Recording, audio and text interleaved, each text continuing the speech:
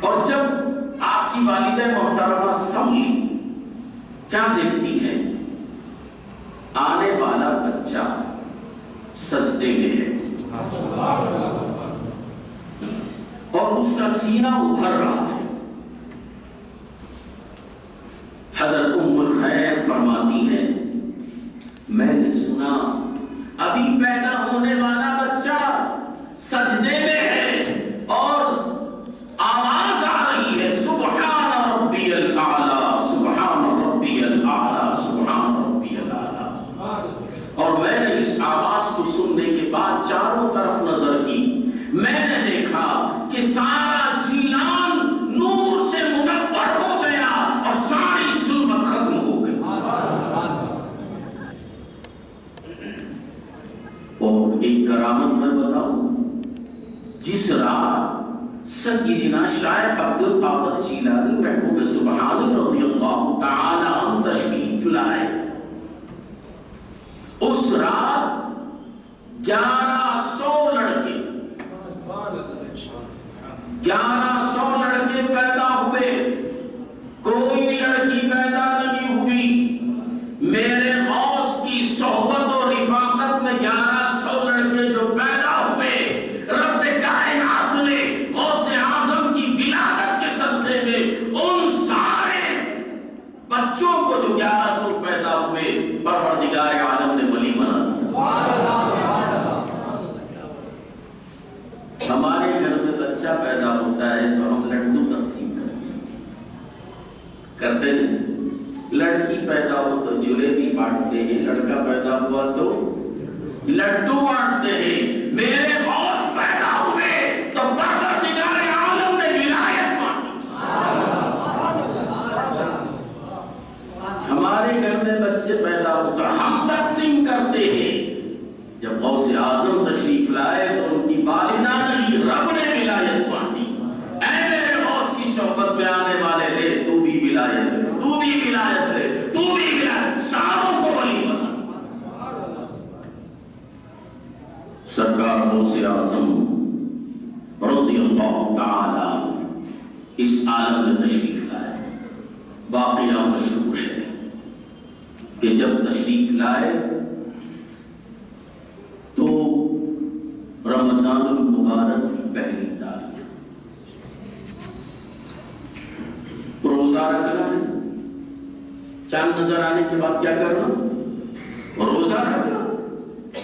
جو بالغ ہے، شریعت کا قانون ہے، جس نے محمد رسول اللہ صلی اللہ علیہ وسلم کا کلمہ پڑھ لیا، جو غلامی مصطفیٰ میں آ گئے، لازم اور ضروری ہے کہ وہ روزہ رکھیں۔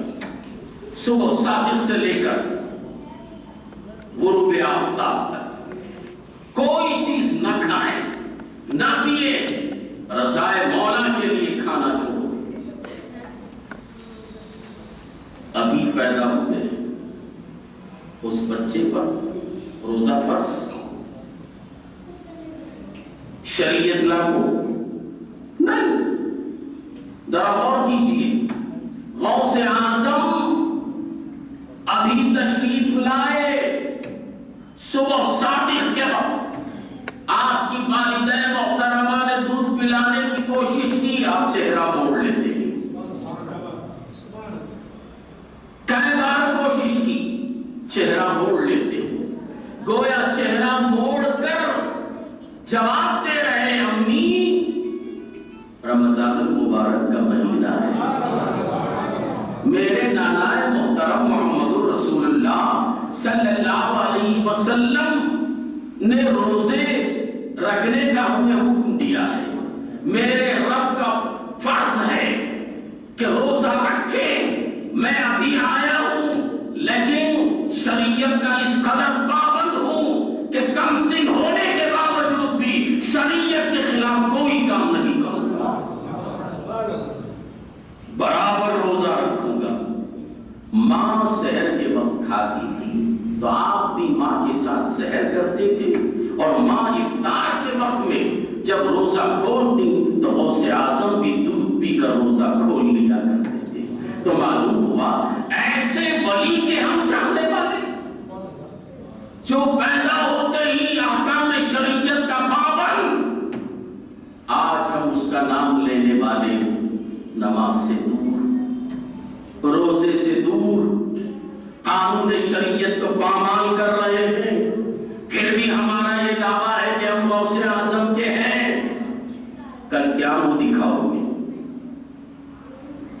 غوث پاک کی محبت قدم بھرنے والے غوث اعظم کو کیا منہ دکھاؤ گے؟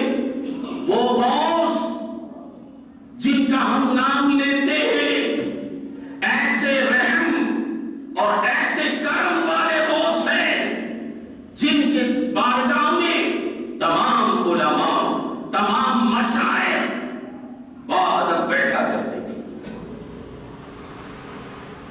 اور سیدنا غوث پاک رحمت اللہ تعالی علیہ کی بارگاہ میں جتنے مریدین، منتقدین، ان کے چاہنے والے آتے تھے، غوث پاک فرماتے کہ میرے اتنے چاہنے والے ہیں اور ان کے جو چاہنے والے ہیں ان سب کو اس وقت تک موت نہیں آئے گی جب تک کہ یہ توبہ نہ کر جائے۔ چاہت کا یہ صلہ کہ توبہ کے بغیر موت نہیں آتی، اور ہم چاہت کا یہ صلہ دے رہے ہیں کہ غوث پاک کے فرمان کے خلاف۔ آپ اندازہ لگائیں ہم کتنے وفادار ہیں، غوث پاک اپنا وعدہ نبھا رہے ہیں، میری محبت جس کے دل میں ہے اور میرے چاہنے والوں کی چاہت جن کے دلوں میں ہے، اس وقت تک موت نہیں آئے گی جب تک کہ وہ توبہ نہ کر لے۔ آپ فرماتے ہیں یہاں تک کہ مجھ سے نسبت رکھنے والے 7 سلسلوں تک جتنے بھی مریں گے بغیر توبہ کے نہیں مریں گے۔ بہجت الاسرار کی روایت پیش کر رہا ہوں، اور یہی روایت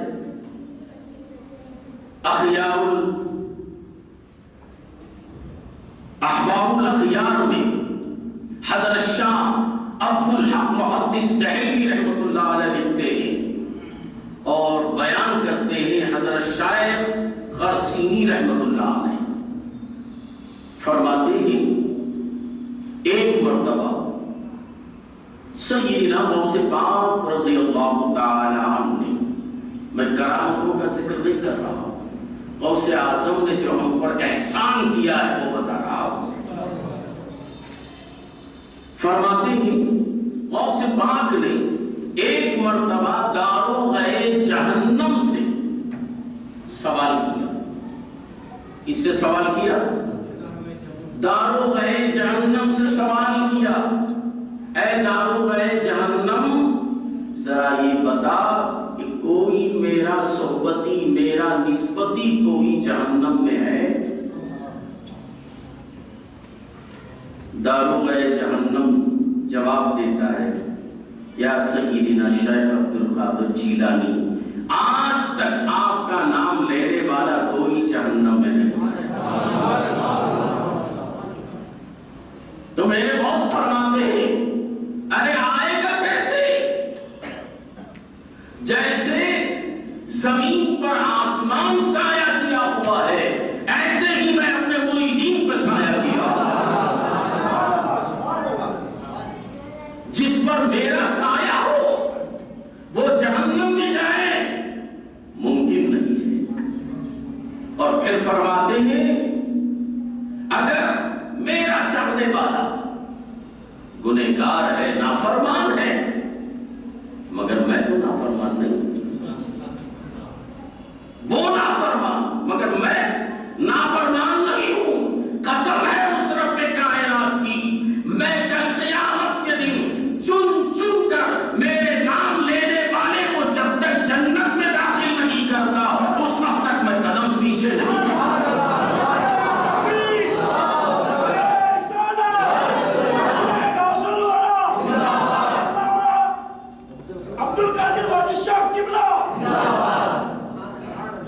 ایک شخص دربار غوثیت میں حاضر ہوا اور اس نے عرض کیا حضور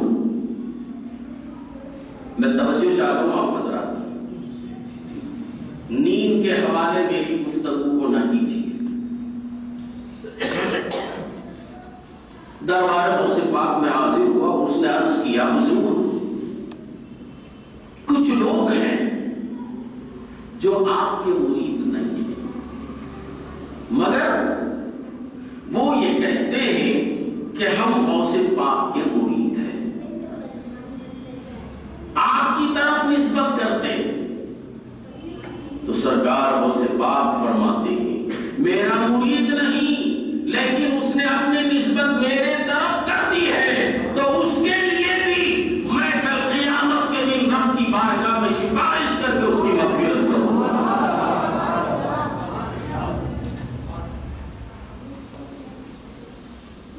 ایک شخص، ایک نوجوان رات کو خواب دیکھا کہ ان کے والد جہنم کے عذاب میں مبتلا ہے، عذاب جہنم میں گرفتار ہے۔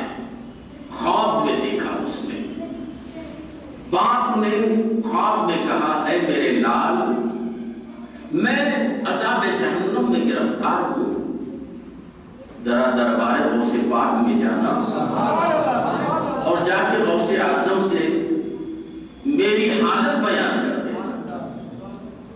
صبح نیند سے بیدار ہوا،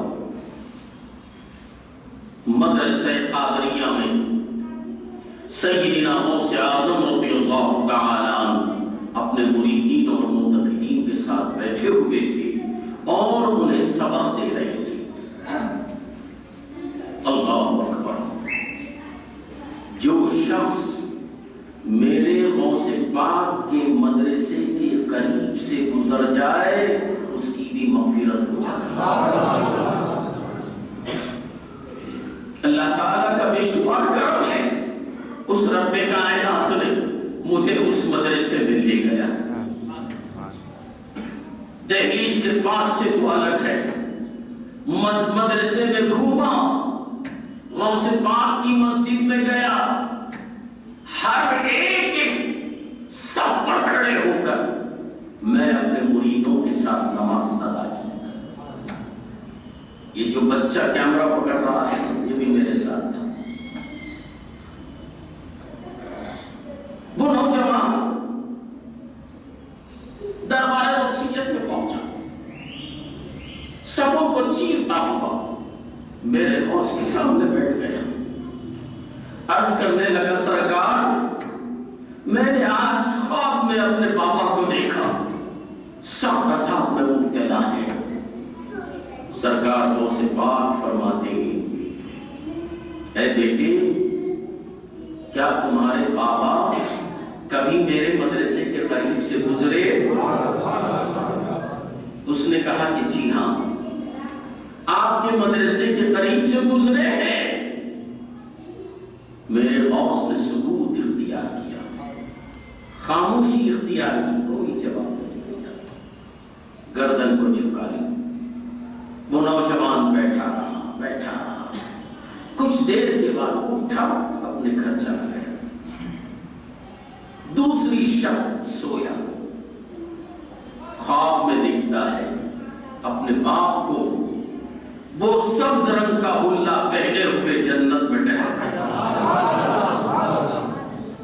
اور بیٹے سے فرما رہے ہیں میرے بیٹے یہ غوث اعظم کا کرم ہے کہ ان کے مدرسے کے پاس سے گزرا تھا تو غوث پاک نے میری مغفرت کی دعا کی، رب تبارک و تعالی نے میرے گناہوں کو معاف کر دیا اور غوث پاک کی دعا قبول ہو گئی اور میری مغفرت ہو گئی۔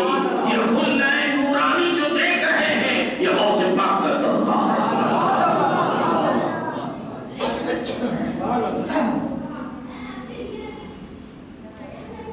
اللہ اکبر، ایسے غوث ہمیں ملے اور اس غوث اعظم کا نام مذاق سے لے، ان کی گیارہویں کی بے ادبی کرے، ان کے نام کے کھانے کا ایک دانہ بھی برکت ہے۔ اگر کسی کے پیٹ میں میرے غوث کی فاتحہ کا ایک دانہ چلا جائے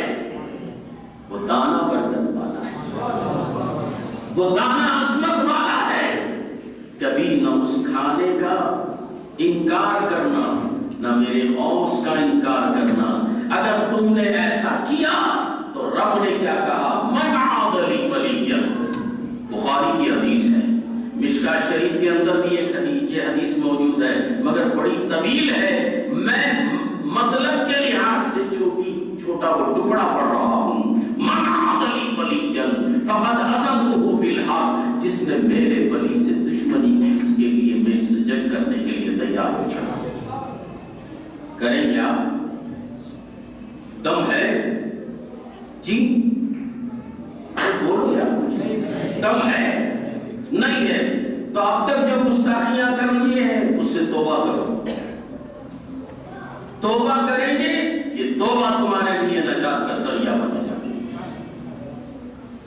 سیدنا شیخ عبد القادر جیلانی محبوب سبحانی غوث اعظم رضی اللہ تعالی کہ استاد محترم حضرت شیخ حماد بن مسلم دباس رحمت اللہ علیہ، یہ آپ کے شیخ طریقت ہے. آپ بغداد میں انگور کا شیرہ بیچا کرتے تھے، مگر طریقت کا یہ علم اتنا تھا کہ اس زمانے میں آپ کا مقابلہ کرنے والا کوئی شیخ نہیں تھا. جس وقت میرے غوث جیلان سے بغداد شریف گئے